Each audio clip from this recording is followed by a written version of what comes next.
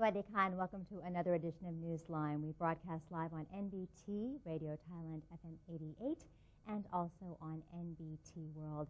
It's a lovely Thursday and the date is December 10th. Today is our Constitution Day. And you're with me, Sandra Hanutsaha.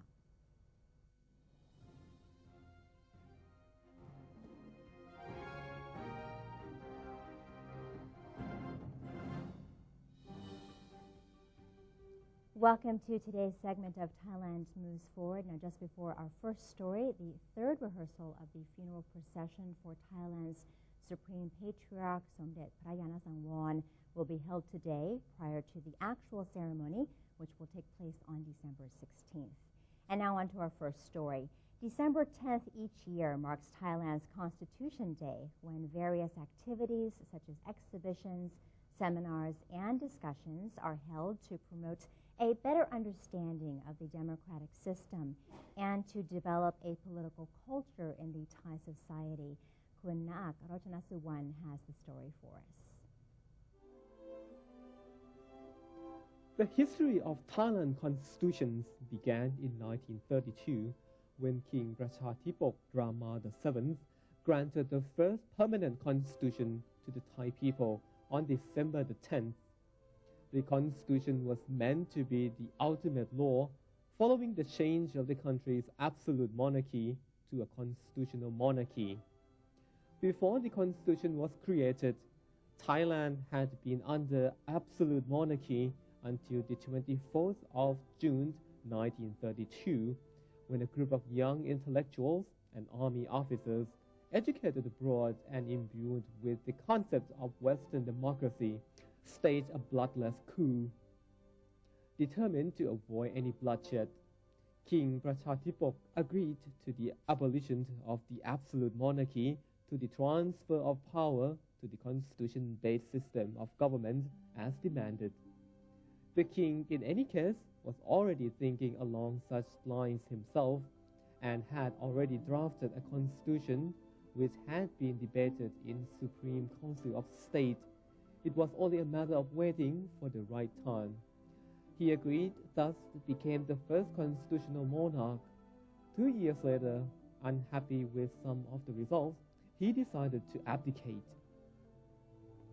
Thailand has been under the democratic government for more than 80 years now. The first 2 years was under the reign of King Prachadipok. The subsequent period of 11 years was under the reign of King Ananta Mahidol Rama VIII. The present monarch, King Bhumibol Adulyadej, has reigned under the democratic system for 65 years now, faithfully enacting the constitutional role written for him. Over the years of his reign, the political ups and downs of democracy have shown him to be a stabilizing force that the nation can look up to and rely on. His Majesty the King has said that the Constitution does not give the King power to do anything he wishes. He has never overstepped his duty, as this would be undemocratic. His Majesty has given advice for the solving of the country's problems within legal principles and guidelines. Thank you to Kun Naak for that report. And on to our next story. Prime Minister General Prayut Chan-o-cha has delivered a speech affirming his intention to combat corruption, urging all sectors to realize the importance of joint efforts to address the issue.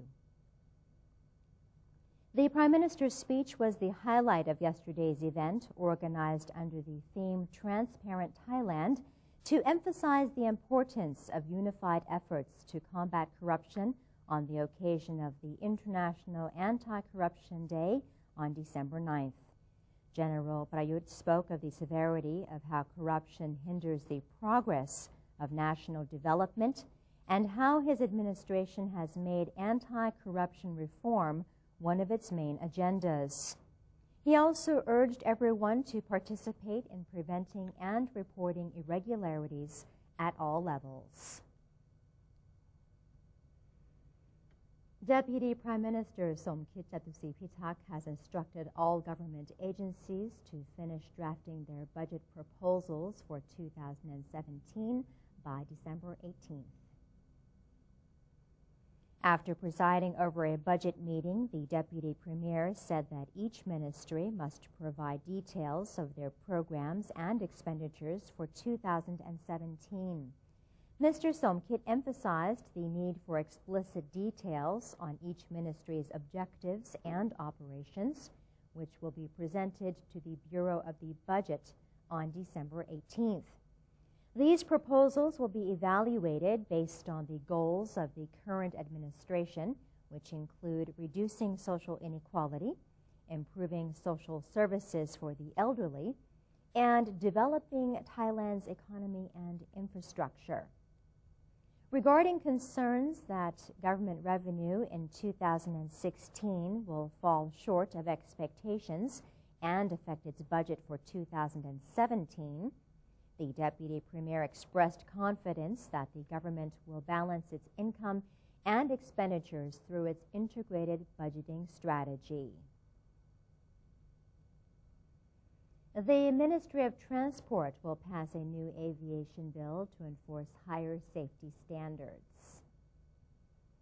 Transport Minister Akhomtham Pithiyaphaisit said the Civil Aviation Authority of Thailand, or CAAT, and the European Aviation Safety Agency, or EASA, have signed an agreement to improve aviation safety standards in Thailand. Under this agreement, Thailand is expected to align its aviation regulations to those of EASA's and make structural and human resource changes to the CAAT. EASA's Executive Director, Patrick Key, has expressed his commitment to help Thailand resolve its aviation problems.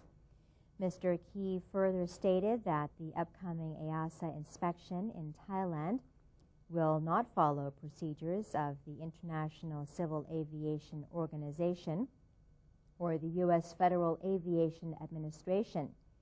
EASA will only consider Thailand's efforts in trying to deal with the ongoing issues. The inspection results will be revealed on EASA's website at 6 p.m. today. Thailand is ready for the Bike for Dad event as all related parties have been gearing up for the mass bike ride. Stepped-up security measures are in order to ensure safety and peace during the event.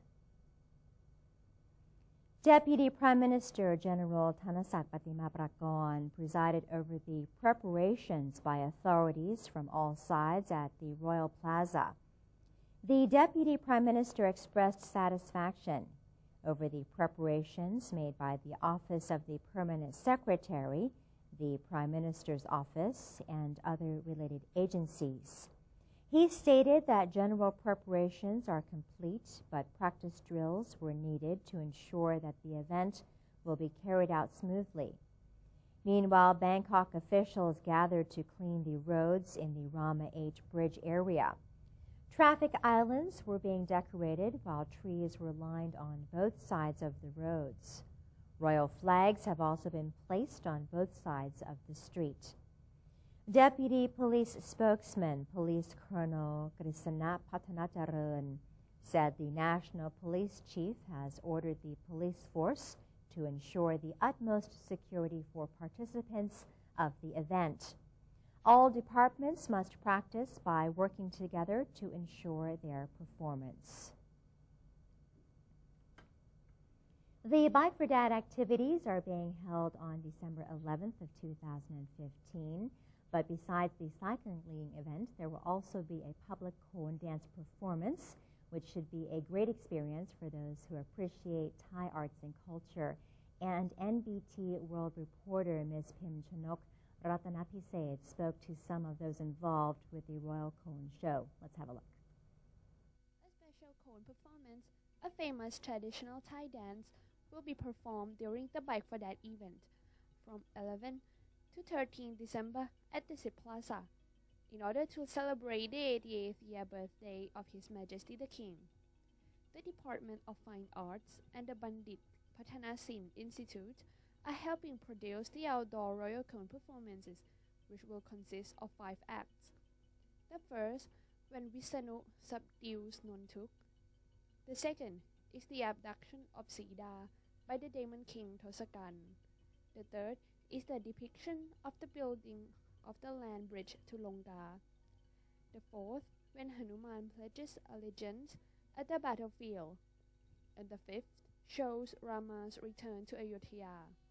All these epic stories have a moral lesson for the audience to absorb.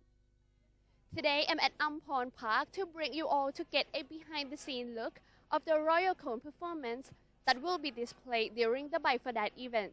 We also now have an opportunity to talk to the head of the outdoor Royal Cone performance organizer and some of the performers. โขน5 องค์ที่ได้ที่จัด His Royal Highness Crown Prince Mahawachiralongkorn has an idea to hold the outdoor Royal Cone performance in the Bite for That event. Because Cone is a high-level Thai traditional culture and it's one of the unique identities of the nation. Each story has the moral lesson for people to adapt in their daily life. This event is also a special event that we adopt the royal play of King Rama I to perform in this event. คือ5ตอนนี้เหมือนเริ่ม Cone จาก is กา a ร high-level Thai traditional dance which has been performed since ancient era. The monarchy always give an importance to this kind of culture, and so does the citizens. The outdoor Royal Cone performance will provide us a chance to watch Cone with joyful, easily understand the stories of Ramakian and moral lessons that we will gain and adapt it with our daily lives. This Royal Cone performance is a special event that narrates all epic stories about Ramakian within 1 hour and 30 minutes. It's a perfect occasion for all Thai people to watch Cone performance. These fabulous shows will also provide a great opportunity for people of all ages to learn more about Thai traditional arts and culture. If you are not able to go and see a performance at the Royal Dusit Plaza, you can still watch it on television. The Royal Cone outdoor performance will also be broadcast live to audiences all over the world. Thank you to Kun Pimchanok for that report. And in other news, the Bangladeshi ambassador to Thailand is planning to join the Bike for Dad cycling event in Bangkok this Friday, December 11th of 2015. A number of personnel from the Embassy of Bangladesh will attend the worldwide cycling event, including Bangladeshi Ambassador, Her Excellency Saida Muna Tasneem. Actually, I'll be joining the Bike for That event and representing the entire embassy. So I'm buying a new bike tomorrow, and I've got my costume. So looking forward to joining His Royal Highness Crown Prince Vajiralongkorn. I've had a royal audience with him, and he encouraged me to join it. So I feel completely encouraged. So I'm going to join it and make it a success. Highlights the close ties between Thailand and Bangladesh and the respect that Bangladeshi people have for His Majesty the King. To celebrate the 88th birthday anniversary of His Majesty the King, the Mass Rapid Transit Authority of Thailand, or MRTA, and the Bangkok Metro Public Company Limited will slash subway fares in half on December 11th. MRTA Chairman Yodhut Bunyatikan said the subway service providers will offer a 50% discount to passengers using the Hua Lamphong Bang Su route of the Chalerm Ratchamongkol line on December 11th, starting from midday and continuing until midnight. The offer aims to facilitate the travel of Bike for Dad participants and ease traffic in Bangkok, where numerous areas will be off limits to motorists to pave the way for the tribute activity. Hundreds of thousands of cyclists and spectators are expected to be part of the historic event. The Ministry of Transport earlier allowed 11 toll stations in the capital city to exempt motorists from paying service fees from 9 a.m. to 11 p.m. on December 11th. And that is the end of today's edition of Thailand Moves Forward. It's time for a quick break now, but first we'll have a look at the exchange rates and also the commodity prices.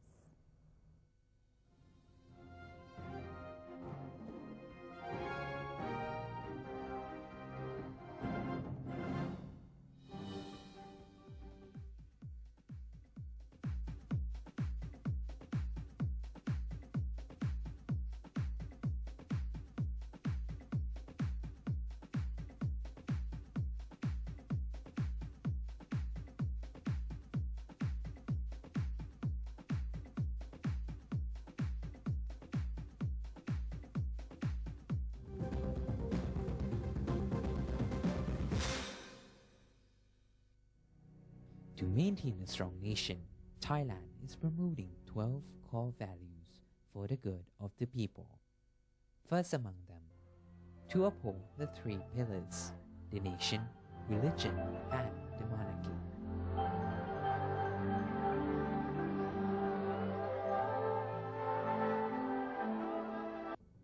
Welcome to ASEAN, a community comprised of 10 countries, each with its unique culture and history, now unifying to bring added prosperity to the region.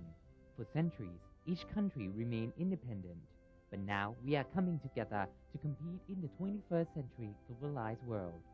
ASEAN is bringing together more than 600 million citizens and a total land area of 4.4 million square kilometers, and is providing economic opportunities, trade, travel, and new educational possibilities. The combined GDP of all 10 ASEAN countries comes to a total of $2.4 trillion, which means the ASEAN entity ranks amongst the world's major economic powers.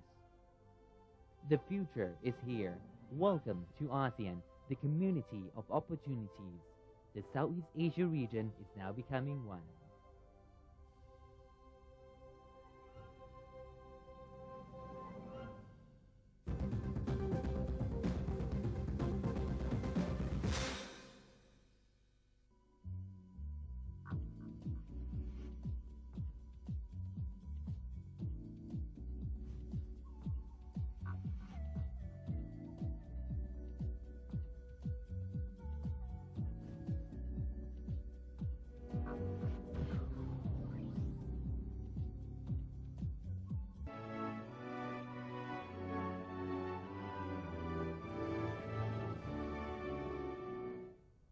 Welcome back to Newsline. The countdown has begun for the long-awaited formation of the ASEAN community, which will commence in 21 days.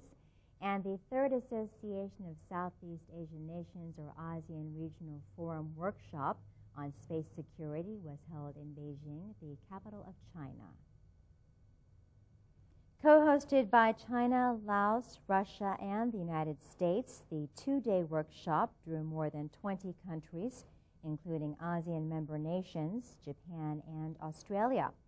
Hundreds of delegates and representatives from the UN and regional organizations, as well as international think tanks, will discuss issues on outer space policies and military control. Chinese Vice Minister of Foreign Affairs Li Baodong delivered a speech at the opening ceremony, saying outer space should become a new area for international cooperation instead of an arena full of friction.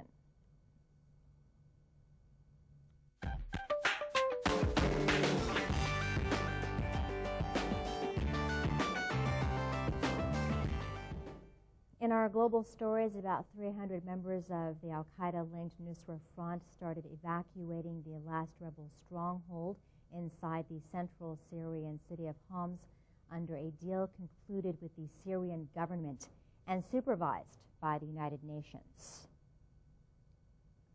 Some 320 al-Nusra militants with their light weapons, as well as 450 civilians who are family members of the Nusra militants, boarded buses at the entrance to the district of Al-Wir, west of Homs, and prepared to set off toward northern Syria.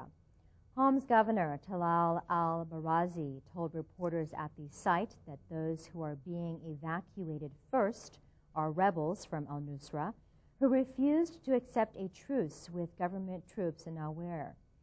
They will be sent to the northwestern province of Idlib, one of the most prominent strongholds for the militants.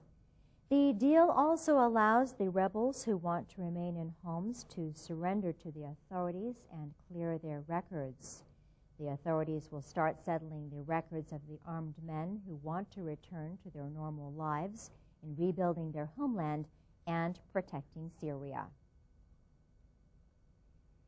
Russian Prime Minister Dmitry Medvedev said he did not believe Kiev would repay a $3 billion debt, adding that Moscow will stick to its spending plans for defense despite tough financial conditions. Russian officials blasted the International Monetary Fund, or IMF, on Wednesday for changing its long-established lending rules to keep supporting Ukraine. The IMF's change in rules to allow it to keep supporting countries if they fail to repay official creditors embroils the fund deeper in the nearly 2-year conflict between the two neighbors. Prime Minister Medvedev accused the IMF of meddling and said the fund's decision had no legal basis but had been taken for political reasons. He said he doubted Ukraine would redeem the note. Ukraine, which has separately reached an agreement with private creditors to restructure its sovereign and sovereign-guaranteed debt to plug a $15 billion funding gap under an IMF-led $40 billion bailout program, insists the debt owed to Moscow is commercial. And that's all we have for you in this edition of Newsline. For any comments or suggestions, please feel free to email them to us at newsline.nbt@gmail.com. And just a quick announcement, toll-free exemption will be granted to commuters traveling on the expressway on December 11th, which is tomorrow, from 9 a.m. to 11 p.m. You can follow Newsline on Facebook by simply typing in NNT, and you can check out our website at thainews.prd.go.th/en. We're saying goodbye today with footage of a scuba diving Santa feeding sardines at an aquarium in Seoul of South Korea. For Newsline, I'm Sandra Hanutsaha. Have a great holiday. Sawadee ka.